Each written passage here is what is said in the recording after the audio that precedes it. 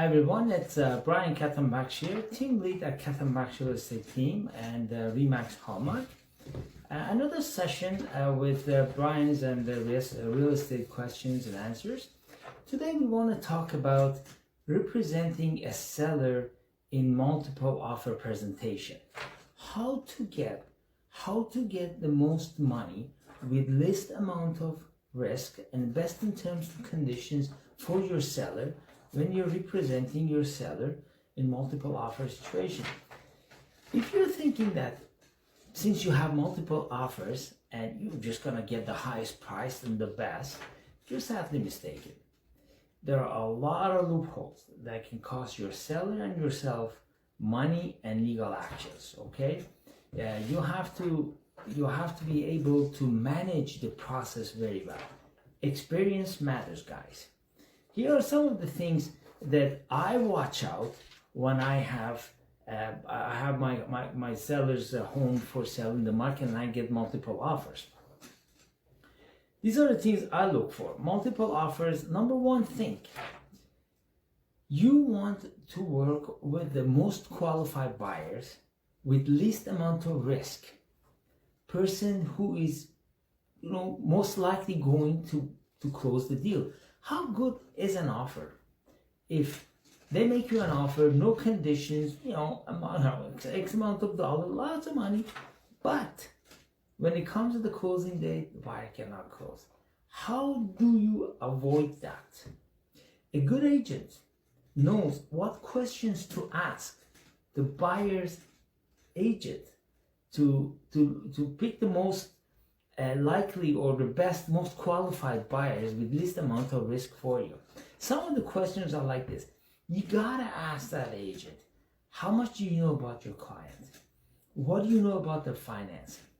How much down payment are they putting? Do they have a house to sell? Have they sold the house? How much equity do they have on the house? Do they have a pre-qualification? Which institute do they have the pre-qualification from? And so on. So there's a lot of things. I'm just mentioning a few.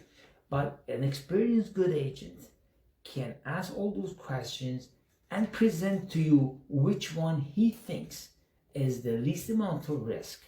So everything else being equal, of course you go with that one. So that matters. Picking out the best buyer, most qualified buyer, and of course the highest amount of money as well. Another thing that you have to watch out for is the deposit. A lot of offers nowadays comes, and we do hear that offer is accepted at night, they're supposed to make the deposit the next day, and they won't make the deposit. How do you avoid situation like that? Because you have to go back to square one. Of course you can take legal actions against them and so on, but that's not an offer. You want to be sold. You don't want to show your home in pandemic to other people. So how do you avoid that? Good agents knows how to avoid that. Other things that I have written here is watch out for the conditions and also legal loopholes that are in the offer.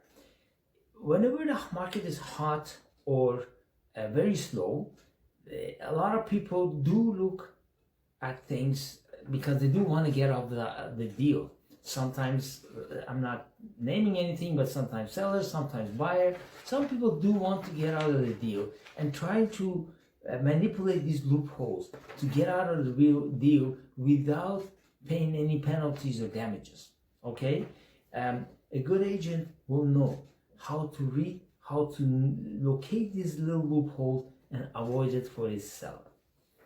Another thing is that a lot of time a home goes in the market and it goes with the offer date. A famous question that agent gets from other agents is that, how much does your seller expect? How much does your seller expect to get? How much do you think it will work? They try to get the number out of you. A good agent, an experienced agent, will never answer with numbers, but with the data around the listing, it can direct to where it should be to be fair to his seller without giving the numbers.